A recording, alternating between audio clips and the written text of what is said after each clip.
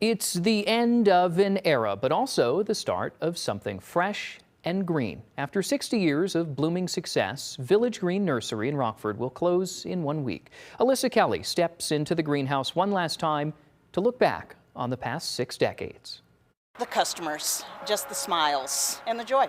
Words that sum up what made Village Green special to Cynthia Smith, the president of the nursery. After 60 years, Rockford's last day to shop at Village Green will be December 23rd. Opening in 1965, the nursery's success, according to Cynthia, can be credited to her father, Larry Smith. The genesis really goes back even earlier to Condon Seed on Cedar Street in Rockford, where his father and mother worked at a seed company there. Larry planted his own seed, nurturing and growing Village Green into the spot customers know and love. This is really all about him. Larry passed away 5 years ago, leaving the nursery to Cynthia and her sister Carolyn, a task they weren't sure they were prepared to take on.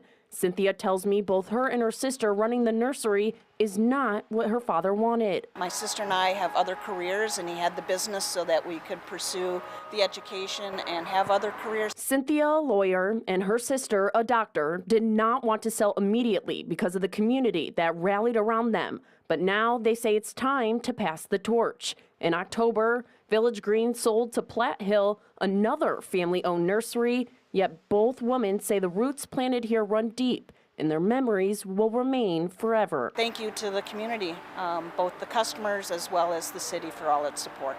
In Rockford, Alyssa Kelly, WIFR News. Before Village Green closes its doors on December 23rd, they'll be liquidating inventory and have deals up to 90% off. The store will open Monday through Saturday, 9 in the morning to 6 in the evening, and Sunday, 9 in the morning to 5 in the evening.